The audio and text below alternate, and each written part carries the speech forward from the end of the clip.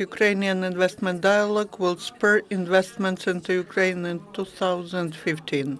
We'll be talking about that with Sergiy Desiak, President of the Association of Private Investors, Anastasiya Baklan, Head of Organization Committee of UID 2015, and Yulia Rybak, Director of Kyiv Regional Center for Investments and Development.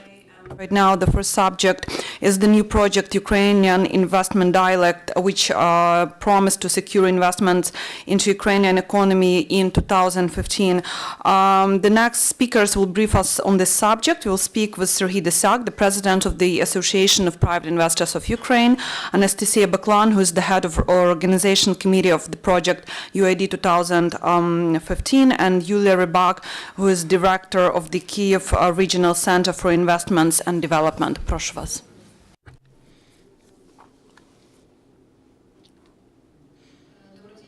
Good afternoon, esteemed participants of the conference. We officially launched the information communication project Ukrainian Investment Dialogue, which will unite on one communication platform the main participants of the market to develop for Ukraine the strategy on how to attract investments to Ukraine despite the crisis. That is why we are here in Ukraine Crisis Media Center, and I would like to invite the president of the Association of Private Investors, Sergiy Desiak, who are the co-investors of the Ukrainian Investment Dialogue. Good afternoon. Today in Ukraine, we have a big demand of investments. We need a lot of money to modernize companies because starting from 2016, the free trade zone will become effective. We need a lot of money for energy efficiency, first of all in housing sector, in industry. This will allow us to decrease our dependence on gas and other energy resources. We need a lot of money as well for the army, for restoration, Donbass and southeastern regions. So the issue of attracting investments is very topical. Now the sources of attracting investments are either foreign borrowings or the private investments or the money from the budget. We believe that the state shouldn't increase foreign borrowings, should not increase taxes, but should concentrate its work on stimulating private investors. I believe that is what we need for further development of the economy. Talking about stimulating the activities of private investors, for that we need capital amnesty, we need conditions for protection of capital, we need to implement such innovation mechanisms as the activities of servicing companies which help reduce requirement in energy resources. Our association is now actively working in the working group on energy efficiency. The activities which could help Ukraine to attract money or to mobilize money of Ukrainian investors are sufficient. If we look at the last 9 months, there were about 10 billion of either hryvnias or dollars which were withdrawn from the banks. And basically, if we're talking about foreign borrowings, the loans, that is something that our children will have to pay for. So we call upon uniting all the efforts and capitals to implement the projects in Ukraine. That is the most important thing we can do in this very difficult economic situation. We supported the initiative of Ukrainian Investment Dialogue because creation of information structure is an important step. 12 forums will help investors find interesting investment projects to develop their relations with the authorities and to do so that the process of investing becomes very interesting and useful, and in the result we will have a very successful project despite the crisis we have in the country. Talking about the authors who will get a chance to present their projects on this platform, we recommend them to very seriously approach that opportunity, because there will be the competition organized for that, and the best projects will be implemented. In this way, we call upon developing the business model, which is so important to make decisions on investments, and we also will show how prospective the projects are, and I hope that this will help get investments. Thank you. Okay, we will later have the question and answer session. Thank you. You also have the information on where you can send the investment projects for small and medium-sized business, because the presentation of such projects will be free of charge. Also, the Chamber of Trade of Ukraine will be an exclusive partner in the fora. Also, we cooperate with the Kyiv Center on investments and development, Kyiv Regional Center for Investments and Development. Yulia Rybak. Good afternoon, esteemed colleagues. I would like to welcome you here. And I would like to say that Kyiv Regional Center and the Municipal Center on Investment and Development are planning to be the active partners of this project, Ukrainian Investment Dialogue. We are planning to organize and to support 12 fora, which will be taking place in different regions of Ukraine during 2015. Among the participants of the forum will be the representatives of the authorities and investors, the representatives of business, of international organizations, foundations and funds, and mass media. So we would like to invite you all to join this ambitious initiative, Investment Dialogue, via electronic registration. You can read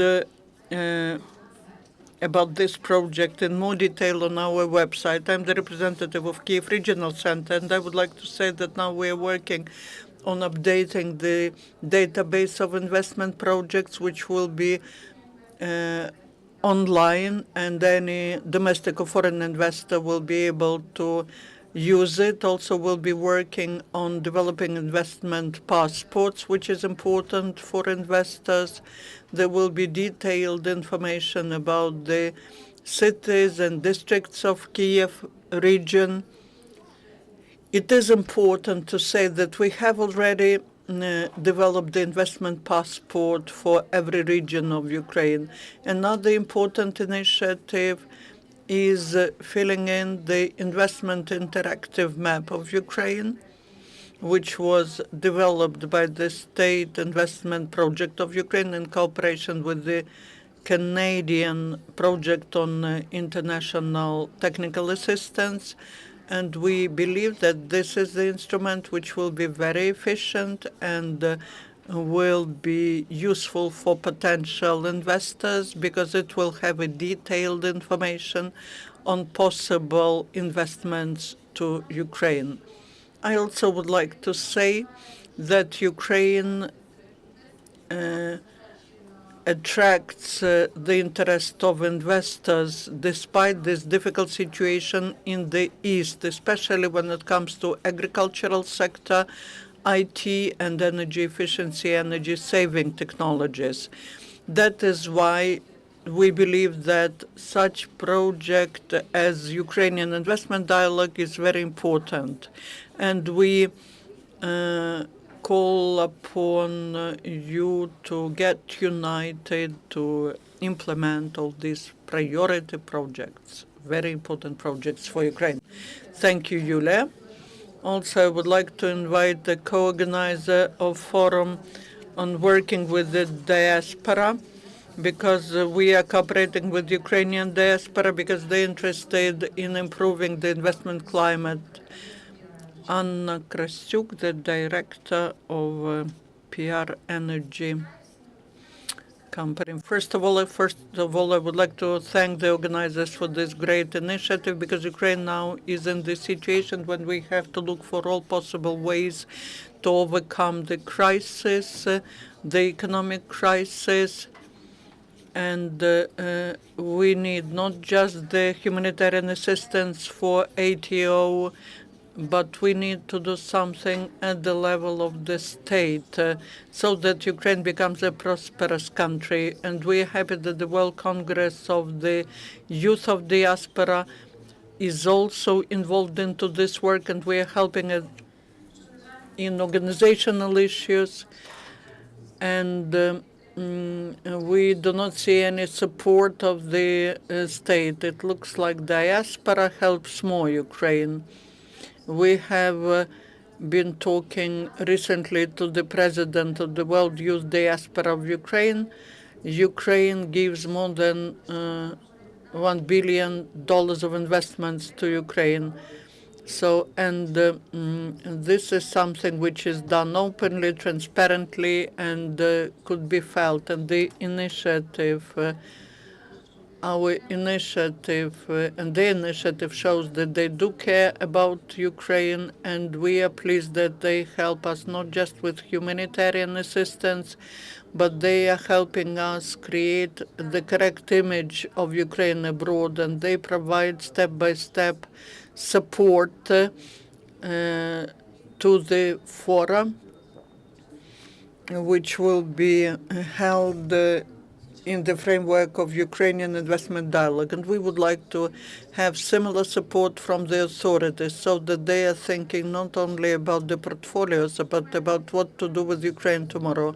We do hope that the reasonable dialogue between the business, the civil society, and the state will lead to the situation that investors will come to Ukraine.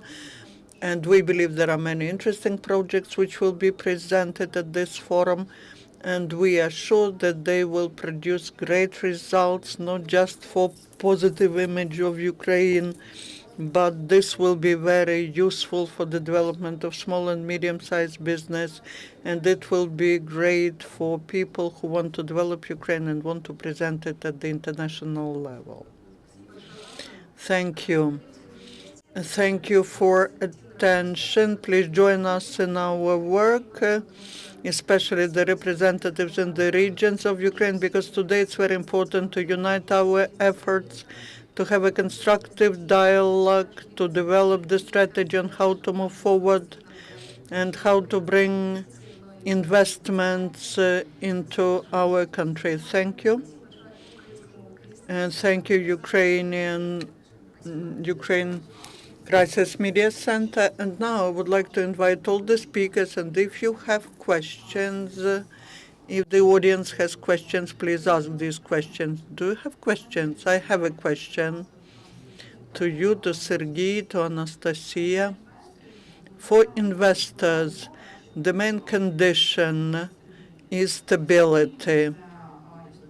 Stability, implementation of reforms, no corruption. That these were the obstacles for investments in the past. And our Ukraine Crisis Media Center, we're conducting an active dialogue with the business, and we understand that the progress in reforms gives investors some perspectives. Do you think that this will might become an obstacle for the projects that you have announced and which could be implemented in 2015? You are right. The corruption, the lack of legislation are huge barriers. But we believe that that platform, the dialogue between the state and business will develop the initiatives which will help improve the situation. So what is this dialogue about? Do you have any result of the dialogue? Do you have a memorandum on cooperation? Do you see that your work is reflected in the draft coalition agreement? The dialogue and participation of Ukrainian investors in drafting legislation is we had the conference on energy efficiency. We signed the memorandum with the State Center, the Center of Public-Private Partnership, and that's on about participation of investors based on PPP principles. We also participate in developing the proposals to different projects. So these initiatives could be via participation of investors in developing the proposals to the state. And here we need to help, because very often the civil servants do not understand what changes are needed, and the business investors could submit the proposals on that, and the authorities have no way out. People understand that without private investments, the problem will not be resolved. Do you believe that coalition agreement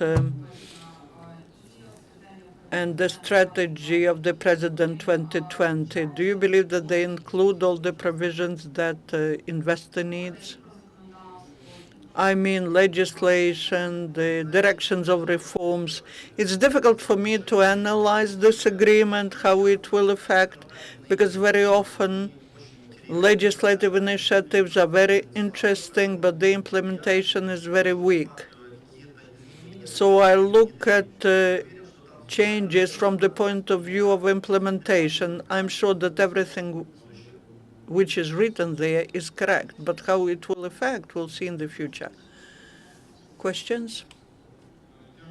Thank you, the organizers, for this very interesting project. And my question is, you are saying correctly that the reforms are needed, but I always ask the question, who will be implementing reforms?